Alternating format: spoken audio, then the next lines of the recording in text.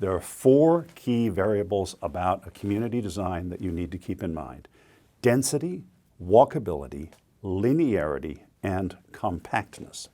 Now, the biggest problem for public transit is density or some other feature that makes a must-serve destination without the others. A place that we have to go with transit, but that is laid out in a way that makes it difficult to go there. Density.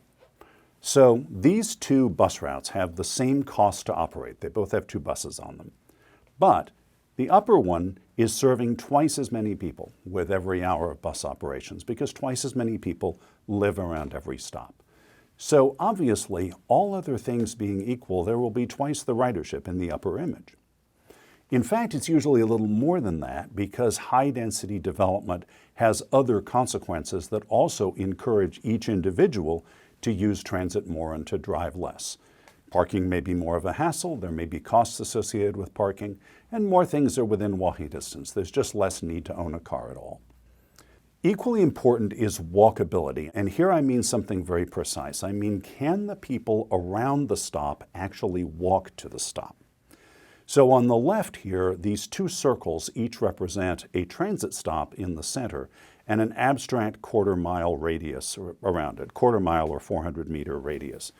Now, in the old days, before we could do good network analysis, we would just draw quarter-mile circles around transit stations and say that that's the station's catchment. But in fact, of course, it matters whether the local street network allows people to actually walk to the stop in a reasonably direct way. So in these two images, you have the stop at the center, the quarter-mile circle, and then shaded in black, you have the segments of the street network from which you can actually walk to the stop in a quarter mile.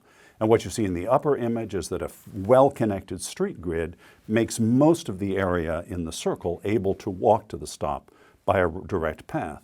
But an interrupted street grid, a suburban-style street grid that features cul-de-sacs or barriers, can reduce the area that can walk to the stop. Well, as far as the transit agency is concerned, that's exactly as if you had lowered the density. It just means the market is smaller, which makes this a less good place to invest in service. The other important thing about walkability, of course, is that it must be possible to cross the street at every stop. And when we're talking in particular about suburban contexts where you may have very high-speed arterials, this can be a serious barrier to transit usage and is another reason why a street may not be such a good investment for transit, even if it has density. It must be possible to cross the street at every stop because otherwise you have provided one-way service. After all, public transit will mostly take you from one side of the street in the morning and return you to the other side of the street on your return trip. You have to be able to cross the street there. If you can't, that is another very significant walkability barrier that means ridership potential is going to be lower. Compactness. Does transit have to cross long, low ridership gaps? Time is money for transit systems. Distance is part of time.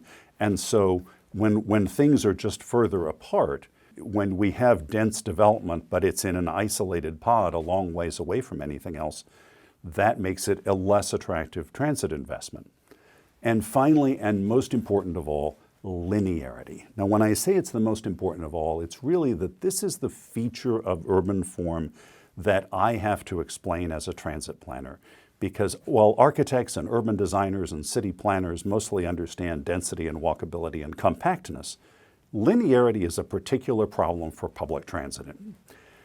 In these two images, we have a town made up of four land uses. There's an employment center on the left, and then there's a big box store, and then there's a little university, and then there's a residential area. In the upper image, they're all located along a straight path, which means that a single line serving all of them will be experienced as direct service between any two of them. This is a nice thing about the linear geography of beach towns, for example, that you get everything in a line, so it's easy to draw a single line that connects everything to everything else. But what we encounter in suburban development more commonly is what you see in the lower image. The same uses, the same densities, but now arranged in a way that requires transit to follow a meandering path.